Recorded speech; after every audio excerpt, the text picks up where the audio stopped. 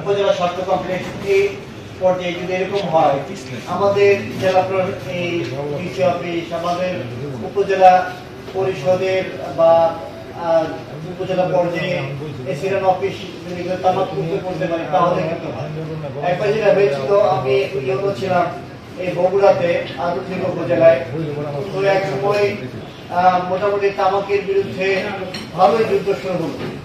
মোটামুটি যুদ্ধ শুরু হলে এক পর্যায়ে কিছু সিসি ক্যামেরা উপজেলা পরিষদে লাগানো হলো, যে না কোথাও যদি কোথাও তামাক টামাক পান করে ক্যামেরাতে ধরা পড়লে বলবা, তাহলে তাকে আমরা শাস্তি রাখতে দিয়ে ফলে কিন্তু দূর থেকে মানুষ মুশকিল আছে।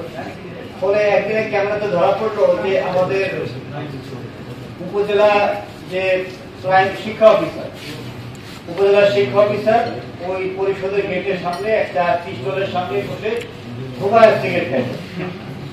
তো যাই হোক, পরবর্তী তাকে ডাকা হলো আমাদের অফিসারদের সামনে এসে, তখন মাত্র ওই আইনটা সংশোধন হয়েছে, 300 টাকা জরিমানা। প্রকাশ্যে সিগারেট খেলে কিন্তু বর্তমান আইনে 300 টাকা জরিমানা হয়, মানে যদি পাবলিক প্লেসে আপনি সিগারেট খান।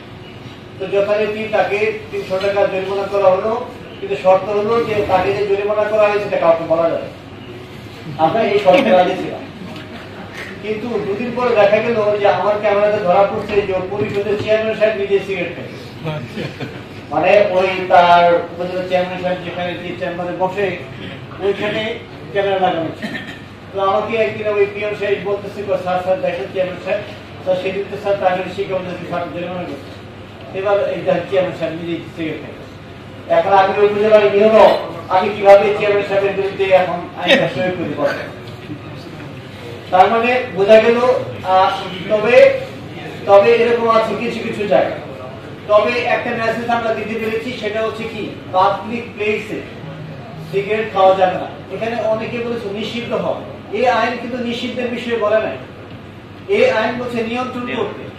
এবং পাবলিক প্লেস কোনগুলো? স্কুল, কলেজ, হসপিটাল, মসজিদ, মাদ্রাসা, যেগুলো জনবহুল বাজার, এগুলো হচ্ছে পাবলিক প্লেস।